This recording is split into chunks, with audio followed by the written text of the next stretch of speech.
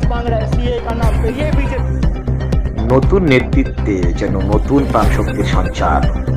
লোকসভায় তৃণমূলের নতুন দলনেতা অভিষেক বন্দ্যোপাধ্যায় হতেই সংসদে রণচণ্ডী মেজাজ বাংলা শাসক দলের। Presented by the Honorable Finance Minister yesterday. If I am to describe this, সোমবারই অভিষেকের নাম ঘোষণা করেন দলনেত্রী মমতা বন্দ্যোপাধ্যায়।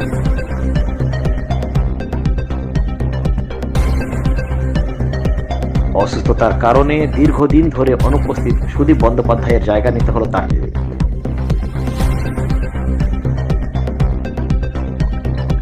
আর দায়িত্ব নেওয়ার পর থেকেই যেন বদলে গেছে তৃণমূলের সংসদীয় উপস্থিতি।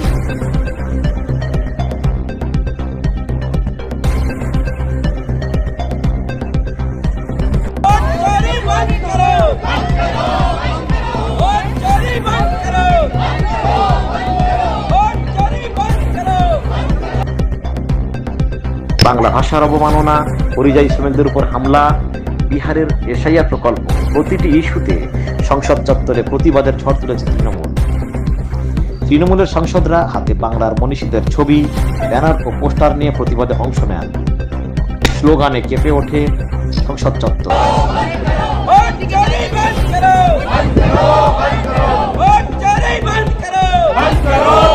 শুধু সংসদের বাইরে নয়, সংসদের ভিতরেও একযোগে তৃণমূলের সুর মিলিয়েছে প্রধান বিরোধী দল। লোকসভায় তৃণমূলের নতুন দলনেতা অভিষেক বৃহস্পতিবারই যাচ্ছেন দিল্লিতে। দুপুর 3টেই সংসদ চত্বরেই সংসদের সঙ্গে বৈঠক করবেন তিনি। এছাড়াও লোকসভার বিরোধী দলনেতা রাহুল গান্ধীর ডাকা ইন্ডিয়া জোটের বৈঠকেও উপস্থিত থাকবেন অভিষেক। সেখানে থাকবেন অখিলেশ যাদব, উদ্ধব ঠাকরে ও তেজস্বী যাদবের মতো নেতা নেত্রীরাও। সম্ভবত সেই বৈঠকে বাংলা ভাষা ও বিহার এসআইআর ইস্যুতে বিরোধীদের মধ্যে সমন্বয় আরো মজবুত করার আলোচনা হবে। সূত্রের খবর, ভোটের আগে তৃণমূলের নেতৃত্বে এই রণকৌশলই হতে পারে ইন্ডিয়া জোটের মডেল।